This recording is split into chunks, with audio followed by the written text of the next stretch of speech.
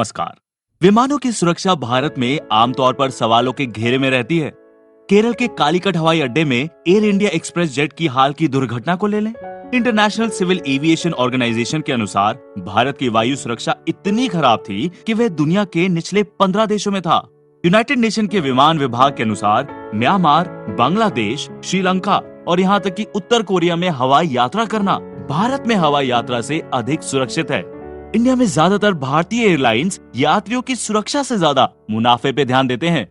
आइए देखते हैं इंडिया के टॉप 10 सबसे घातक एयरलाइन दुर्घटनाएं। नंबर 10। 7 अगस्त 2020 को एयर इंडिया एक्सप्रेस 1344 दुबई से कालीकट भारत के लिए रवाना हुई। पहली बार लैंडिंग के समय टेलविंड और खराब मौसम के कारण लैंडिंग रोक दी गई क्योंकि उस समय भारी बारिश हो रही थी। विमान ने एक और प्रयास करने के लिए चारों ओर चक्कर लगाया। दूसरे प्रयास में 2860 मीटर लंबे रनवे पर विमान रनवे के थ्रेश होल्ड से 1000 मीटर आगे लैंड किया। विमान टेबल टॉप रनवे के एंड के पहले रुकने में विफल रहा और दोनों पायलट सहित 16 यात्रियों की मौत हो गई। लेकिन 172 यात्री बच गए क्योंकि पायलट ने लैंडिंग के बाद इंजन बंद कर दिया, जिससे आग नहीं लगी और कई लोगों की जान बच गई। 2011 में DGCA के अनुसार कालीकट अंतर्राष्ट्रीय हवाई अड्डे को भारत के सबसे रिस्की और असुरक्षित हवाई अड्डा बताया गया। टेबल टॉप रनवे के साथ ही रनवे के एंड में बफर भी बहुत कम है। हवाई अड्डे में एरेस्टर बेड भी नहीं था, जिससे इस दुर्घटना को टाला जा सकता था। इसके अलावा जुलाई 2019 में DGCA ने कोझिकोड हवाई अड्डे के डायरेक्टर को विभिन्न सुरक्षा खामियों के कारण एक नोटिस जारी किया, जिसमें रनवे पर दरारें, जल ठहराव और अत्यधिक रबर जमा होने की बात की गई थी। यह हवाई अड्डा एक टाइम बम था जो अंततः फट गया और कई और ऐसे टाइम बम फटेंगे अगर अधिकारी इन चेतावनियों को गंभीरता से नहीं लेंगे। नंबर 9। 17 जुलाई 2000 को अलायंस एयर फ्लाइट 7412 दिल्ली के लिए कोलकाता एयरपोर्ट से रवाना हुई। पटना और लखनऊ भी इस फ्लाइट के बीच में पड़ाव थे।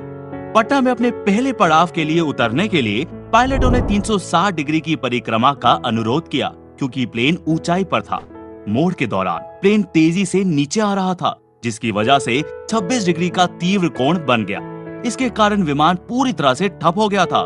हालांकि दोनों इंजनों पर पायलटों ने अधिक से अधिक जोर दिया, लेकिन तब तक बहुत देर हो चुकी थी।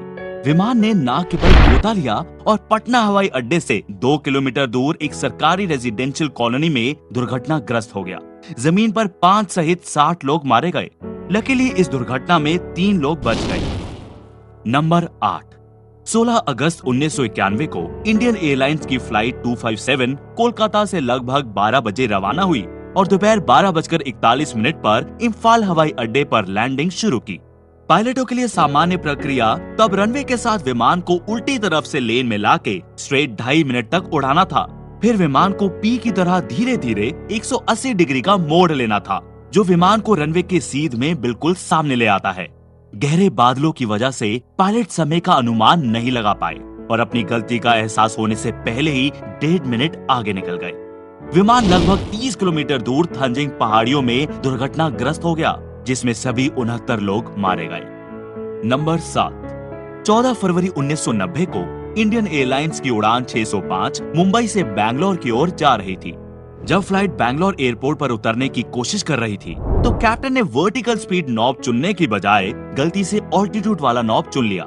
इसलिए उन्होंने 700 फीट की दर से नीचे के ऑर्डर इनपुट करने के बजाय विमान को 700 फीट की ऊंचाई पर रखने का इनपुट दे दिया। वर्टिकल स्पीड नॉब और ऑल्टीट्यूड नॉब एक दूसरे के बगल में स्थित हैं और एक समान डिजाइन है। इससे पायलट को कंफ्यूजन हुआ होगा। जब विमान जमीन से केवल 135 फीट की दूरी पर था, पायलटों ने अचानक स्थिति की गंभीरता का एहसास किया और तुरंत टेक ऑफ का आदेश दिया। लेकिन लैंडिंग गियर हवाई अड्डे से लगभग 2800 फीट दूर जमीन पर छू गया। बाद में विमान जमीन से उठा था, लेकिन सामने एक दीवार से टकराकर क्रैश हो गया, जिसमें 146 में से 92 लोगों की जान चली गई। नंबर 6। 12 अक्टूबर 1976 को इंडियन एयरलाइंस फ्लाइट 171 मुंबई से चेन्नई तक की डोमेस्टिक पैसेंजर फ्लाइट थी और शुरू से ही इसकी किस्मत खराब थी। बोइंग विमान मूल रूप से उड़ान भरने वाला था, लेकिन इसमें इंजन की परेशानी पैदा हो गई थी और इसे सड एविएशन कैरावेल विमान से बदल लिया गया था। रनवे से टेक ऑफ करने के कुछ समय बाद ही फ्लाइट 171 के बदले हुए विमान को भी इंजन की खराबी का सामना करना पड़ा। कंप्रेसर डिस्क फट गई और ईंधन लाइनों में लीकेज होने से इंजन में आग लग गई।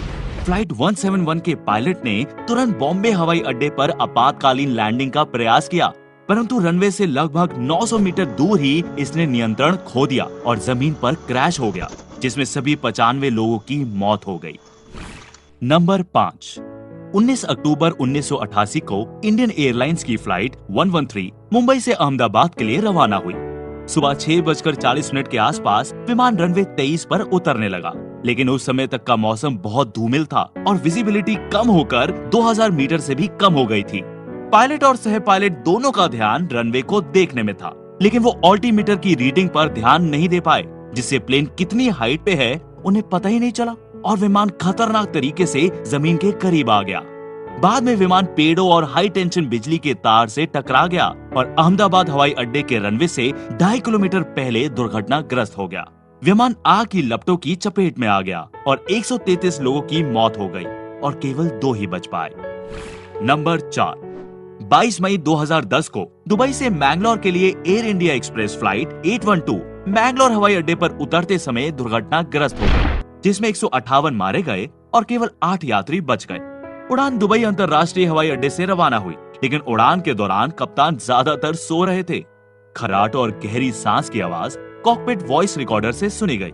उड़ान ने सामान्य 2000 फीट की बजाय 4400 फीट की ऊंचाई पर अपना अंतिम डिसेंट शुरू किया, जो सामान्य ऊंचाई से लगभग दोगुना है। पहले अधिकारी ने कप्तान को इस बारे में चेतावनी दी और कम से कम 3 बार गो अराउंड का सुझाव दिया और ग्राउंड प्रॉक्सिमिटी वार्निंग सिस्टम से भी चेतावनी मिली।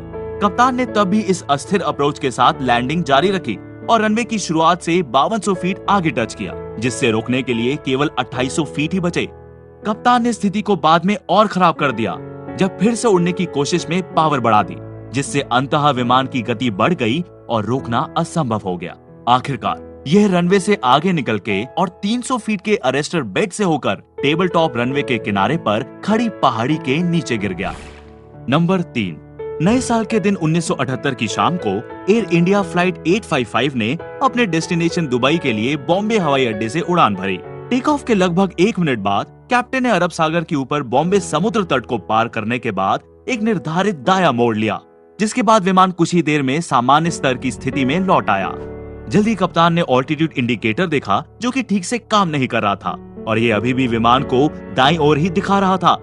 इससे कप्तान को भरोसा हो गया कि विमान अभी भी दाहिने मोड़ पर था। इस कारण वह विमान को बाईं ओर मोड़ता चला गया। रात होने के कारण विमान अंधेरे अरब सागर के ऊपर उड़ रहा था, जिसे पायलट एयरक्राफ्ट कॉकपिट के बाहर देखकर अपने ऑल्टीट्यूड इंडिकेटर की रीडिंग को क्रॉस चेक करने में असमर्थ था।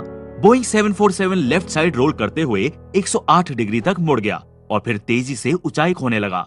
फ्लाइट इंजीनियर ने इस पर ध्यान दिया, लेकिन बहुत देर हो चुकी थी। ठीक 5 सेकंड बाद विमान ने अनुमानित 35 डिग्री नाक के कोण पर अरब सागर में टक्कर मारी। रनवे से निकलने के ठीक 101 सेकंड बाद सभी 213 यात्री और चालक दल के लोग मारे गए थे। उस समय ये भारतीय इतिहास की सबसे घातक विमान दुर्घटना थी। नंबर 2।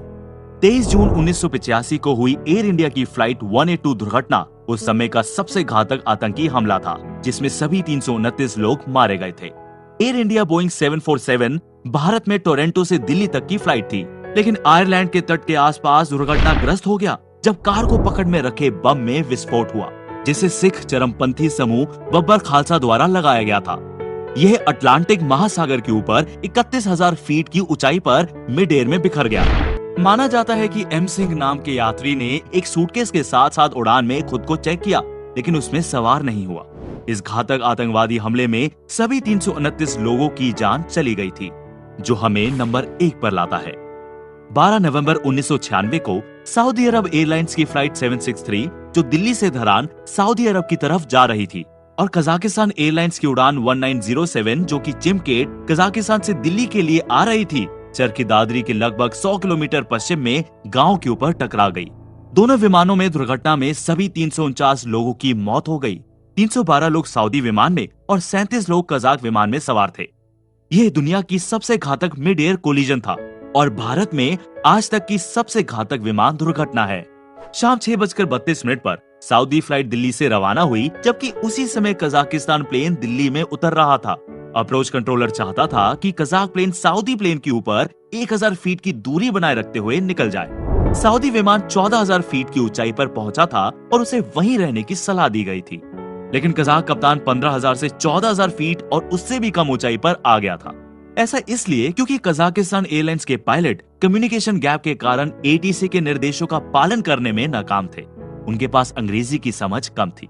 टकराने के कुछ ही सेकंड पहले कजाकिस्तान का विमान थोड़ा ऊपर चढ़ गया और दोनों विमान टकरा गए। कजाकिस्तान विमान की पूंछ सऊदी जेट के विंग से टकरा गई, जिससे दोनों विमान तेजी से अनियंत्रित सर्कल लगाते हुए नीचे आ गिरे और दोनों विमानों में सवार सभी यात्रियों की जान चली गई। आपको ये वीडियो कैसा लगा हमें कमेंट्स में जरूर बताएं।